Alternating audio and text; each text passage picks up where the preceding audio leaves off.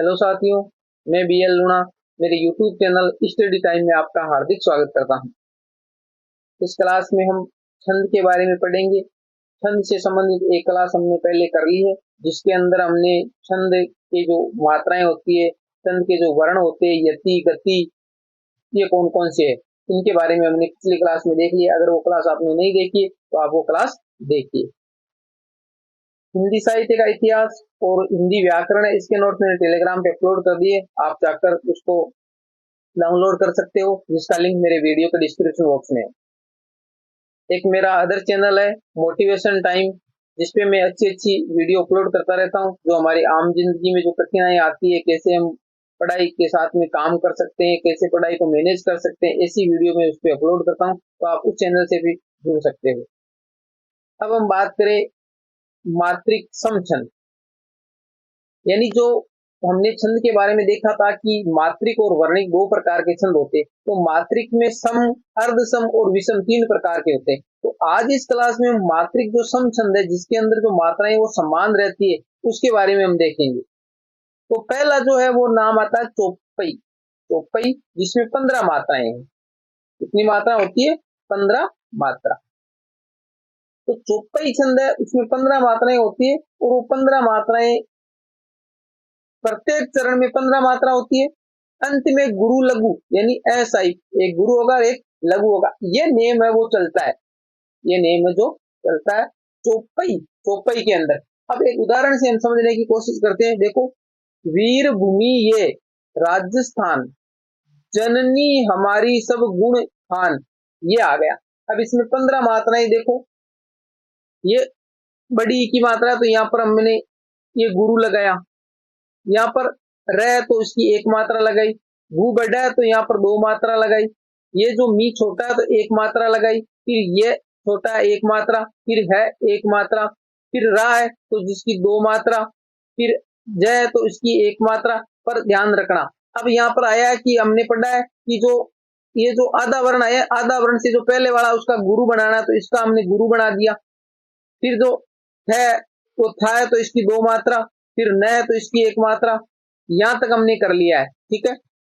आगे वाला देखो, ये ज है तो इसकी एक मात्रा, फिर न इसकी एक मात्रा, फिर ये नी है तो छोटा है इसलिए एक मात्रा, फिर है इसकी एक मात्रा, फिर मा है तो इसमें आ की मात्रा इसलिए डबल मात्रा, ये री बड़ी है तो डबल, फिर स है और फिर ब है तो इनकी दोनों की एक एक, फिर गु छोटा है तो इसकी एक मात्रा, फिर ऋण एक मात्रा, फिर या खा है तो इसकी दो मात्रा, और फिर न तो इसकी एक मात्रा। ये हमने मात्राओं का निर्धारण कर लिया है।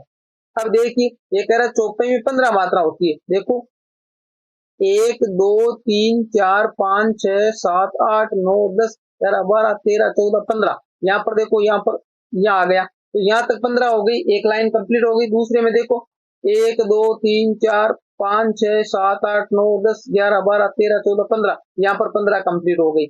ये तो हो गया मात्रा के आधार पर, भाई मात्रा हमने 15 फिक्स कर ली।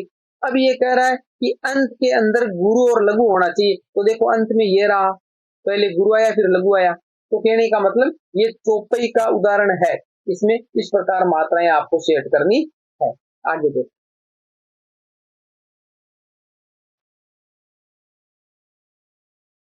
दूसरा उदाहरण है, तो दूसरा जो छंद है वो है चौपाई। इसमें 16 मात्रा, यानी चौपाई और चौपाई थोड़ा सा फर्क है। ये है चौपाई और ये है चौपाई, ठीक है। तो इसमें 15 मात्रा है और इसमें 16 मात्रा है, यानी एक मात्रा ये नाव में बढ़ रही है, ये चौपाई है, ये चौपाई है, तो इसमें 16 होगी, ठीक है। इसमें 15 थी, इसमें 16 होगी। प्रत्येक चरण में 16 मात्राएं होगी। अंत में गुरु लघु ऐसा ही, गुरु लघु ऐसा ही इसमें भी था, पहले वाले में भी। तो कहने का मतलब सिर्फ फर्क इतना ही है कि मात्रा वो एक बढ़ जाएगी, उसके अंदर 15 मात्राएं थी और इसके अंदर 16 हो जाएगी। रामचरितमानस व पद्मावत में दोहा चौपाई का प्रयोग किया गया है, यानी दोहा और चौपाई का जो प्रयोग है वो किसमें किया गया है? रामचरितमानस और जो हमारी पद्मावत है, मलिक मोहम्मद जायसी की पद्मावत है, और रामचरितमानस जो तुलसीदास की रचना है। इन रचनाओं में दोहा चौपाई का प्रयोग किया गया है। चौपाई में दो पंक्तियों को एक अर्धाली कहा जाता है, यानी जैसे चौपाई में 4 पंक्तियां ये हुई, जैसे 4 पंक्तियां हो गई, तो ये जो दो पंक्तियां ये एक अर्धाली है, ये दो पंक्तियां ये एक अर्धाली, समझ गए आप। उदाहरण देखिए,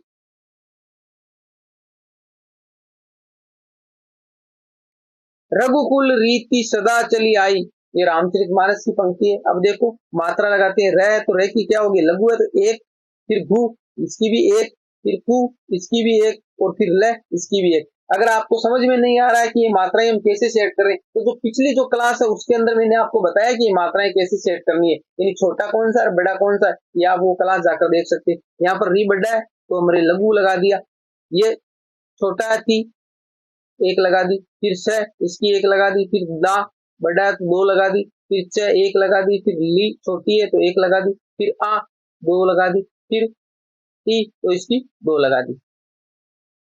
अब देखो 1 2 3 4 5 6 7 8 9 10 11 12 13 14 15 और 16, ये 16 मात्राएं हो गई, 16 मात्राएं हो गई।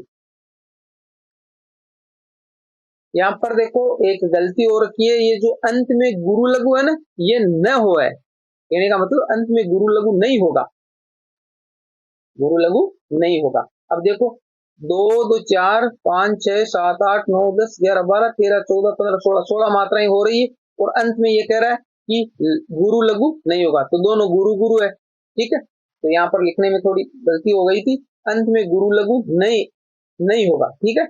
अलग हो आ सकता है परंतु गुरु और लघु नहीं होगा, ठीक है।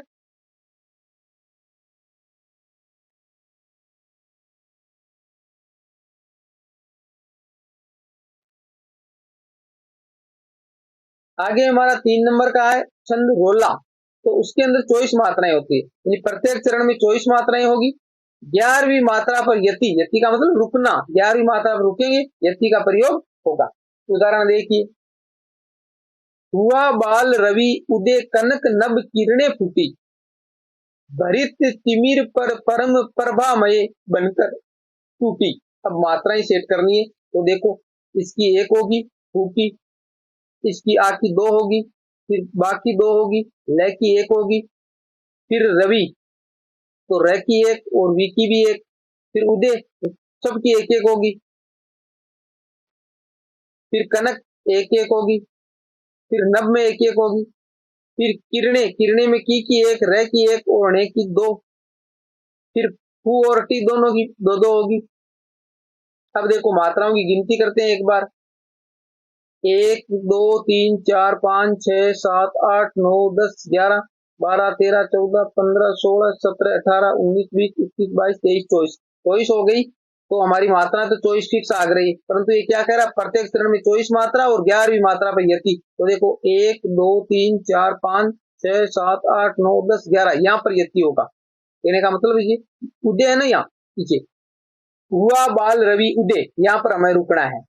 कनक नभ की किरणें फूटी, ठीक है। इसी प्रकार ही अगली लाइन में सेट होगी, ठीक है। तो आप खुद करके देखना कि 24 मात्राएं आ रही है या नहीं आ रही, ठीक है।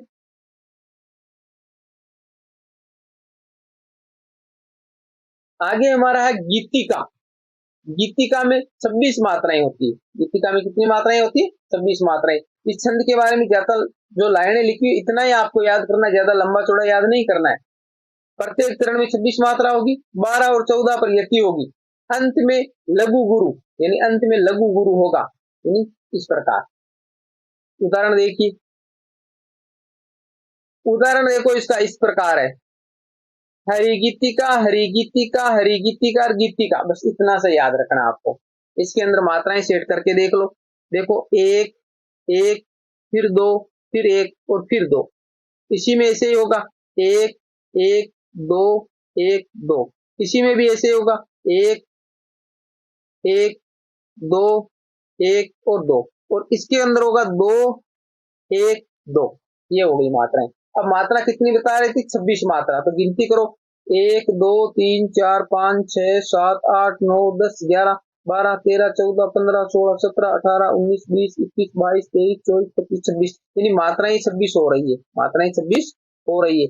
क्या कह रहा था, 12 और 14 पर यति, तो यति कहाँ लगानी है, सॉरी 14 और 12 पर यति लगानी थी, 14 पहले आएगी। तो देखो 1 2 3 4 5 6 7, तो 7 7 14 यहाँ पर यति लगी, कहने का मतलब यहाँ 2 है ना, ये हरी गीतिका हरी गीतिका, यहाँ पर आपको यति लगानी है, बाकी ये पीछे रह जाएगी।